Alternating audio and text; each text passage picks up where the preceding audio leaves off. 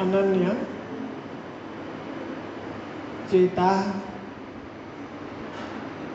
सततम यो मां स्मरति नित्यशः तस्याहं सुलभः पार्थ नित्ययुक्तस्य योगिनः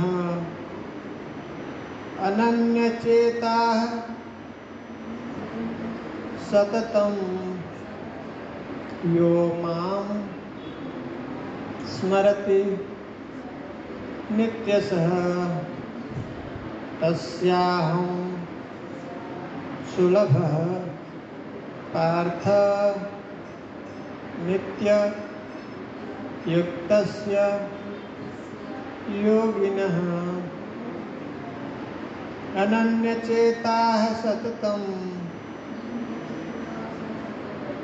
यो मां स्मरति नित्यशः तस्याहं सुलभः पार्थ नित्ययुक्तस्य योगिनः अनन्यचेताः सततं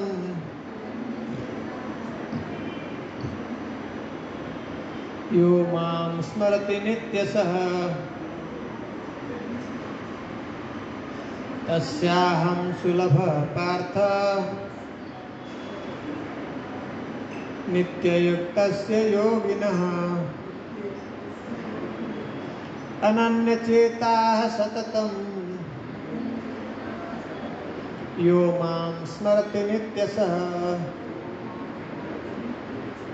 तस्याहं सुलभः पार्थ नित्ययुक्तस्य योगिनः। कोई बोलेगा, रिपीट करेगा?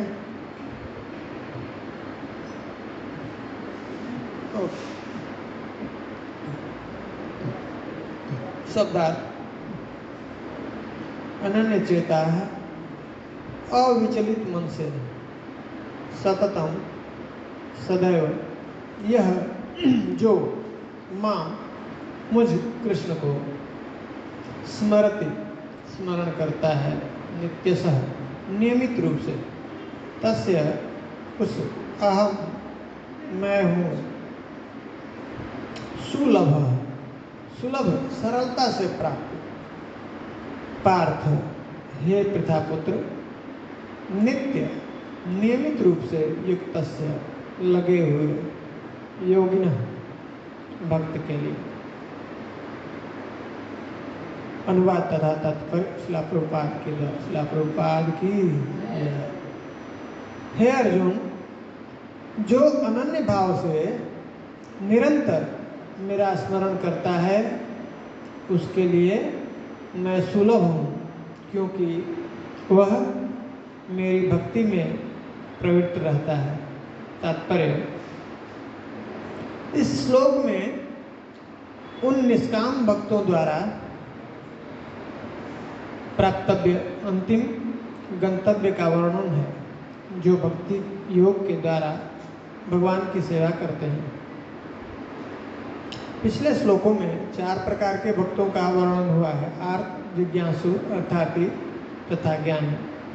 मुक्ति की विभिन्न विधियों का भी वर्णन हुआ है, कर्मयोग, ज्ञान योग तथा हठ योग। इन योग पद्धतियों के नियमों में कुछ न कुछ भक्ति मिली रहती है, लेकिन इस श्लोक में शुद्ध भक्ति योग का वर्णन है, जिसमें ज्ञान, कर्म या हठ का मिश्रण नहीं होता।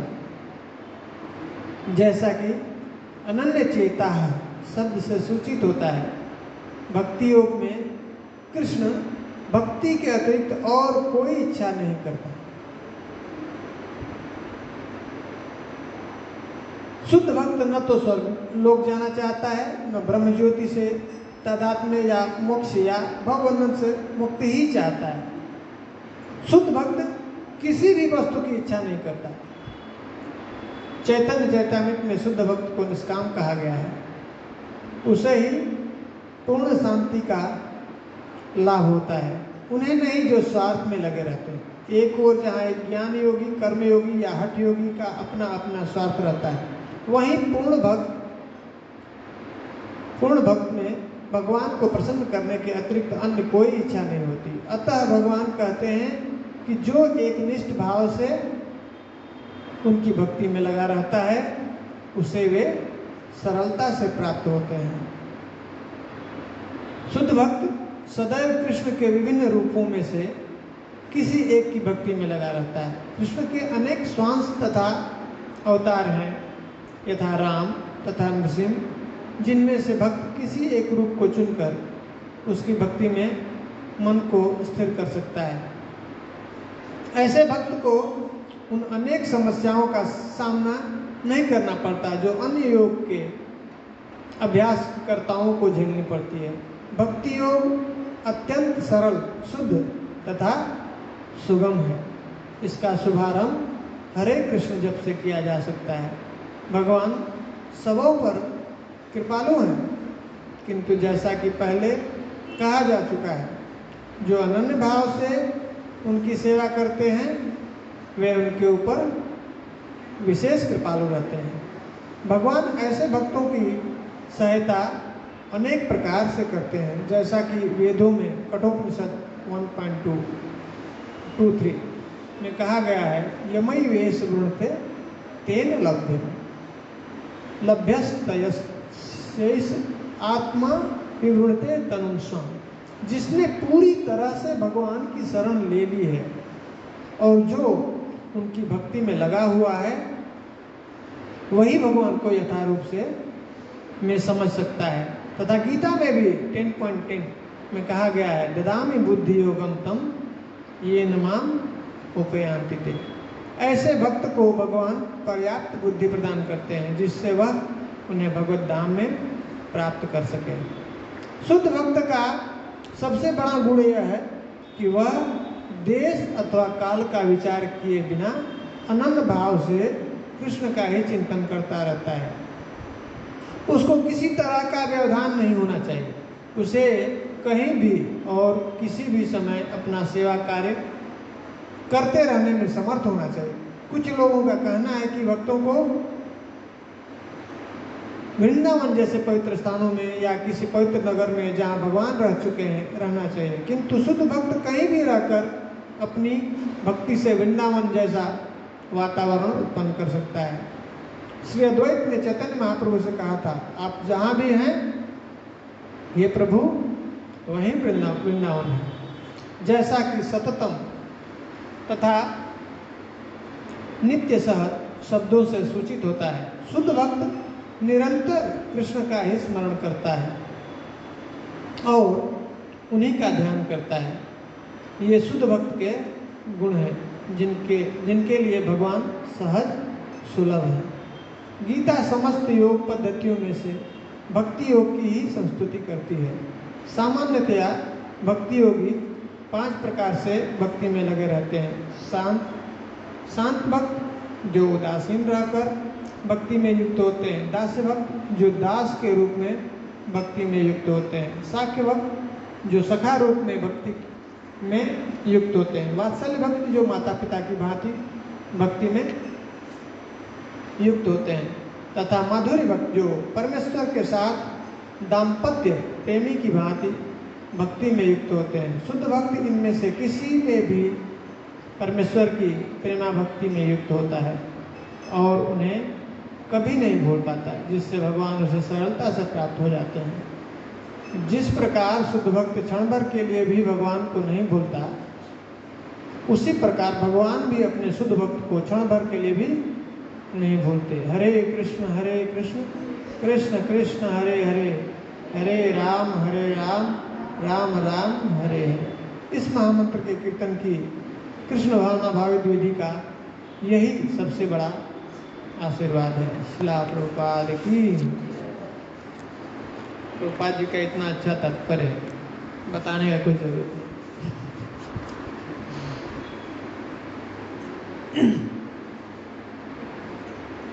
ओम ज्ञान तिमिरान्धस्य ज्ञानाञ्जनशलाकया चक्षुरुन्मिलितं येन तस्मै श्रीगुरवे श्रीचैतन्यमनोभीष्टं स्थापितं येन भूतले स्वयं रूपः कदा मह्यं ददाति स्वपदं वन्देऽहं श्रीगुरुः श्रीयुतापदं श्रीगुरुन् वैष्णवं श्रीरूपं साग्रजातं सहगण रघुनाथं तं साद्वैतं सावधूतं परिजनसहितं कृष्णचैतन्यदेवं श्रीराधाकृष्णपादां सहगण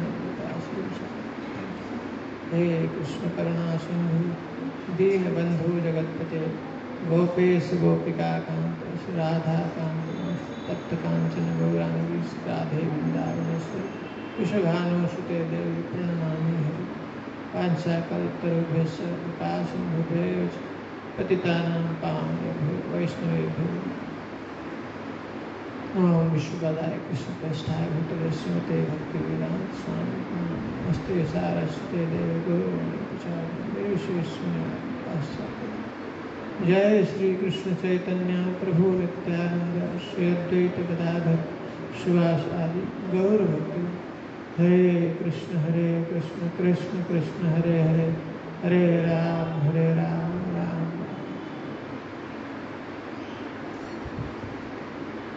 हरि ओम।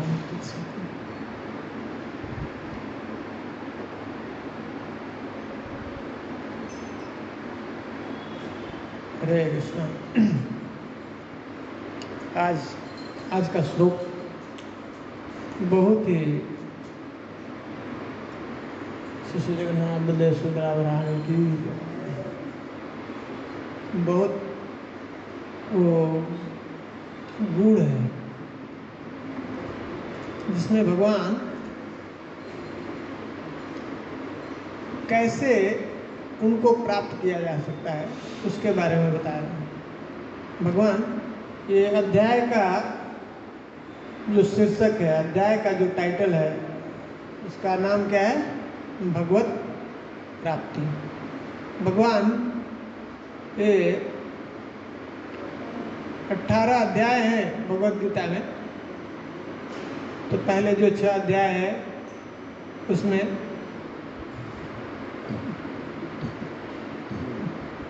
भगवान आत्मा के बारे में बता रहे हैं, कर्मयोग। फिर जो है अंतिम जो 6 अध्याय है उसमें ज्ञान योग के बारे में बताते हैं, और उसमें प्रकृति के बारे में बताते हैं। और इस जो बीच में जो 6 अध्याय है उसमें भगवान स्वयं अपने बारे में बताते हैं। और ये जो अध्याय है इसमें वो बता रहे हैं, इसका नाम प्रभुपाद जी ने दिया भगवत प्राप्ति। कैसे भगवत प्राप्ति हो, भगवान को प्राप्त हम कैसे कर सकते हैं, उसके बारे में भगवान खुद बता रहे हैं अपने बारे में। जैसे कोई कब अपने बारे में कोई बताता है? क्या हम सबसे मिलते हैं, हम सबको अपने बारे में बताते हैं क्या? अपने मन की बात सबको बताते हैं क्या? जब तक कि हमको पूरा तरह से विश्वास नहीं हो जाता है कि ये व्यक्ति सेफ है, मतलब पूरी तरह से ये इसके ऊपर हम विश्वास कर सकते हैं कि हाँ इसको हम कुछ भी बताएंगे तो ये अभी कहीं पे भी उसको लीक नहीं करेगा, बताएगा नहीं, अपने पास तक रखेगा। हाँ, वो विश्वसनीय होना चाहिए, बहुत ट्रस्टवर्दी। तब जाकर के हम उसको अपनी बात, हृदय की बात बताते हैं। भगवान कह रहे हैं कि ये अभी ऐसा चीज बताने जा रहे हैं जिससे वो उनको सुलभ हो जाते हैं, बहुत आसानी से प्राप्त हो जाते हैं। जैसे किसी चीज को प्राप्त करना इस भौतिक जगत में बहुत जो मुश्किल है, कितना भी प्रयास करने से नहीं मिल सकता है, उस तरह से इस संसार में अगर कुछ देखा जाए तो सबसे जो मुश्किल चीज है वो कौन है? भगवान को प्राप्त करना सबसे मुश्किल। भगवान कहते हैं कि ऐसे योगी कितने सालों तक ऐसा तपस्या करते हैं, ध्यान लगाते हैं, कितने करें कि ये मन है और हवा का स्पीड है, मन का स्पीड कितना तेज है, बहुत फास्ट है ना। लेकिन करोड़ों साल तक ऐसे ही ध्यान लगाते हैं, फिर भी मेरे पास तक नहीं पहुंच सकते। मुझे नहीं पकड़ सकता। लेकिन भगवान यहाँ पे जो है बता रहे हैं कैसे उनको बहुत सरलता से, तस्याम सुलभ पार्थ, हे पार्थ मैं उसके लिए बहुत ही आसानी से लभ्य हूं, प्राप्त हो जाता हूं। किसको? अनन्य चेता करें भगवान, जो अनन्य भाव से, हाँ, जिसकी चेतना, जिसकी भावना कैसी हो गई है? सततम, हमेशा, कॉन्स्टेंटली, जिसका चेतना, जिसका चिंतन किसके लिए लगा हुआ है? न अन्य। अनन्य का मतलब क्या करें? और कोई दूसरा चीज का चिंतन नहीं करता। किसका? अनन्य चेता सततम यो माम स्मरति नित्य सा, करेगी जो व्यक्ति नित्य, हाँ, हमेशा, सततम, 2 बार बोल रहे हैं उसको, सततम, जो हमेशा लगातार, हाँ, मेरा ही स्मरण करता है, मेरे बारे में ही सिर्फ चिंता करता है, सोचता है, ऐसा व्यक्ति क्या है? तस्याहम सुलभ पार्थ, उसको मैं बहुत आसानी से लभ्य हूं, बहुत आसानी से प्राप्त हो जाता हूं। ये और सब, और इसमें बता रहे हैं ना, इसके पहले 7वें अध्याय में भगवान बताते हैं अपनी माया के बारे में कि बहुत मुश्किल है, हाँ? मेरी माया से कोई पार नहीं पा सकता, निकल नहीं सकता। और अंतिम में भगवान एक हिंट देते हैं कि अर्जुन को घबराहट हो जाती है, क्या फिर माया से निकल नहीं सकता कोई, तो उसका कुछ उपाय नहीं? तो भगवान कहते हैं नहीं, उपाय है। क्या? जो व्यक्ति मेरी आश्रय में आता है, मेरी शरण में आ जाता है, वो माया से, माया में ताम तरंती, माया से पार लग जाता है। तो कह रहे थे क्या फिर कोई भी व्यक्ति आपकी शरण ले सकता है क्या? तो भगवान कहते हैं नहीं नहीं नहीं, सब नहीं आते हैं। उसमें बताते हैं, कैटेगरी बताते हैं, 4 प्रकार के ही लोग सिर्फ आते हैं। कौन? आर्त, अर्थार्थी, जिज्ञासु और ज्ञानी। अर्थ अर्थार्थी जो बहुत दुखी है, बहुत कष्ट में है, वो व्यक्ति मेरे पास में आता है। लेकिन क्या सब दुखी है, सभी आ जाएंगे क्या? तो कहते हैं नहीं नहीं, जनाह सुकृतिनो अर्जुना, ये अर्जुन जिसके अकाउंट में क्या है? सुकृति है, वो ही आ पाएगा। जो दुखी है, बहुत सारे इस संसार में लोग दुखी हैं, पर क्या सभी भगवान का शरण लेते हैं, उनके पास आते हैं? नहीं। जिसके अकाउंट में सुकृति है वही करे। अर्थ अर्थार्थी, जिज्ञासु, ज्ञानिश्च भरतर्षभ, ये 4 प्रकार। चतुर्विधा भजन्ते माम जना सुकृतिनो अर्जुन। हे अर्जुन, वही आएगा जो सुकृतिवान है, हाँ, सभी नहीं आते हैं। तो कर भगवान करे। और इसके पहले अध्याय में, स्टार्टिंग में 8वें अध्याय में भगवान बता रहे हैं कि अलग अलग प्रकार के जो प्रोसेस है, जैसे हम भगवान के पास पहुंच सकते हैं। जैसे कर्मयोग है, ज्ञान योग है, ध्यान योग है। इसमें क्या है? करें कि इसमें मिश्रित है, मिश्र है, भक्ति मिश्र है, लेकिन वो रिजल्ट ये यहाँ तक नहीं पहुँचाता है। वो रिजल्ट कहाँ तक पहुँचाता है? वो कहाँ तक पहुँचते हैं? वो लोग सिर्फ भगवान के शरीर से दिव्य ज्योति निकलती है, उसको क्या कहते हैं? ब्रह्म ज्योति।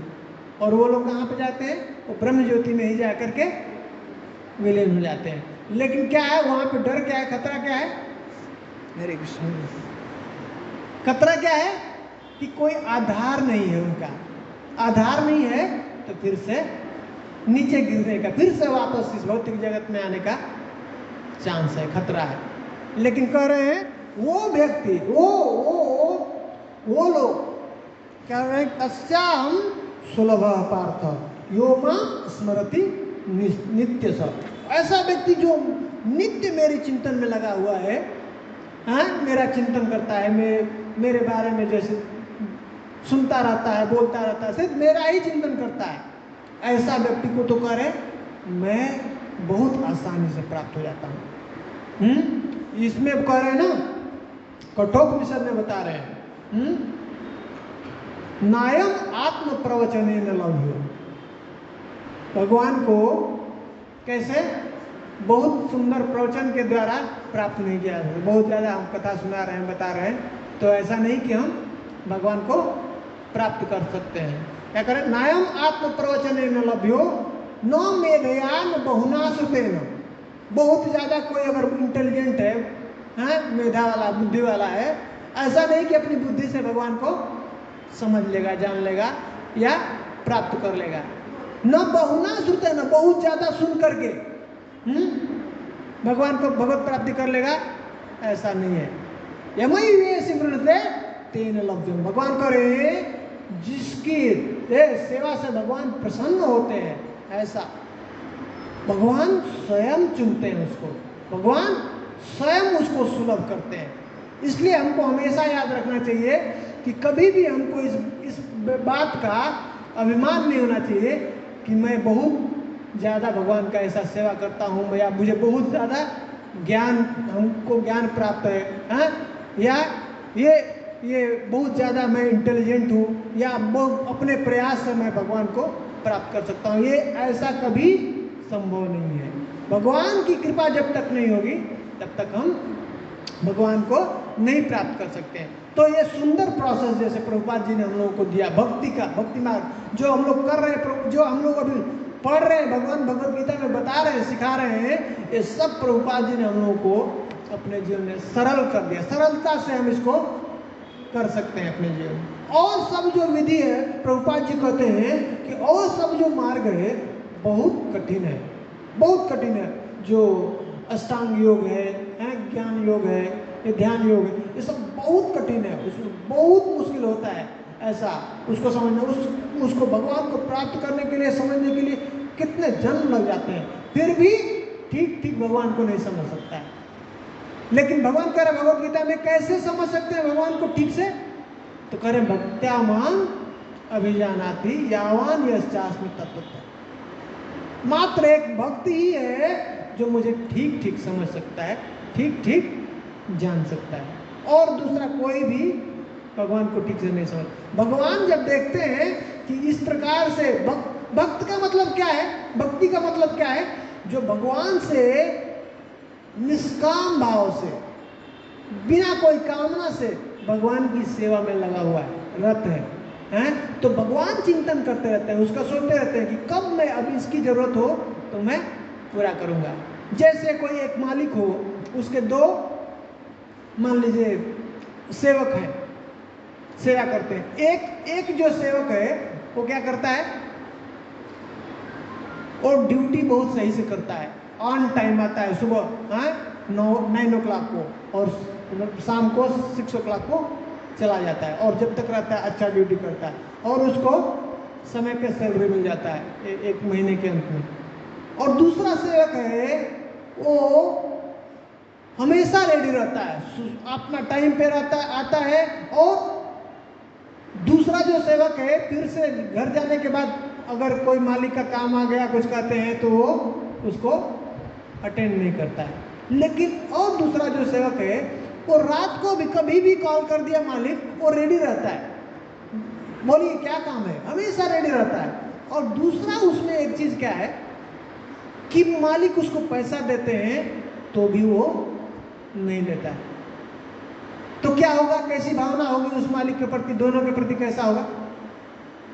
जो एक टाइम से सैलरी लेता है, पैसा लेता है, टाइम से काम करता है, उसके साथ में वैसा भगवान, वो जो मालिक है उसके प्रति कैसा होगा व्यवहार? ड्यूटी का होगा, वो जो उसका जरूरत है उसको दे दिया, खत्म। लेकिन ये जो सेवक है जो हमेशा रेडी रहता है सेवा करने के लिए, तो क्या होगा, मालिक के मन में कैसा भावना होगा?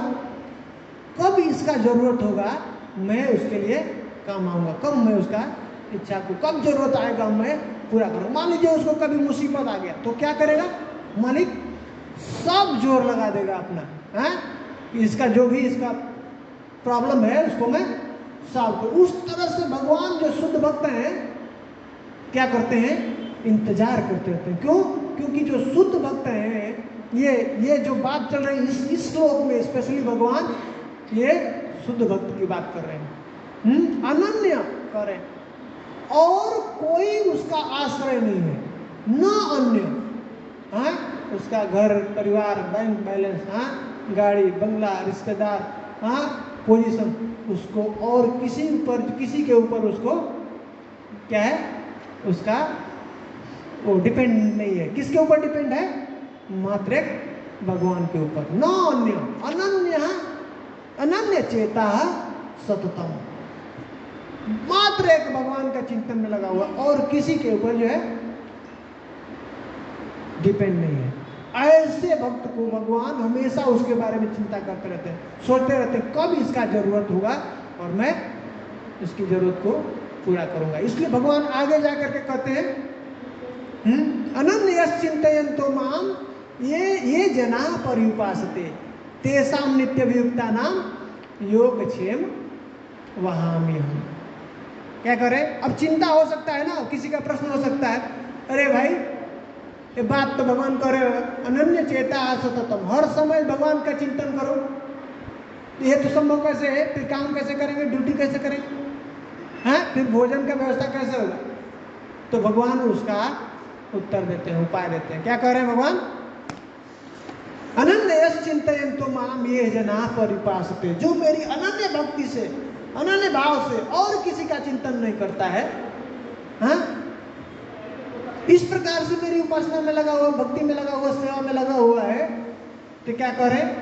दो ही चिंता है ना इस संसार में, हाँ, हमारे पास जो चीज़ नहीं है उसके लिए हम प्रयास करते हैं कि कब ऐसे चीज़ मिलेगी, और जैसे ही वो वस्तु मिलती है उसके बाद क्या होता है कि कैसे हम उसकी प्रोटेक्शन करें, कैसे संभाल करके रखें। तो भगवान कहते हैं उसको चिंता करने की जरूरत नहीं है उसको, हाँ, अनन्य चिंतयन्तो माम ये जना पर्युपासते तेषां नित्यभियुक्ता नाम योगक्षेम वहामि हम। क्या उसको जो चाहिए, जरूरत क्या है, उसको मैं खुद ले आकर के वहामि हम करे ना, जैसे वाहन क्या करता है, ढो करके ले आकर के देता है ना, वैसे करे भगवान वहामि हम, मैं उसको खुद स्वयं ढो करके ले आकर के देता हूँ। क्या योग, क्या उसको जो जरूरत है, क्या चाहिए, और क्षेम, उसको क्या, उसको जो प्रोटेक्शन, उसका कैसे सुरक्षा करना है, भगवान करे मैं उसका पहरेदारी करता हूँ, मैं गेट कीपर बनता हूँ। तो ये भक्त की है, ऐसा स्थिति है। भगवान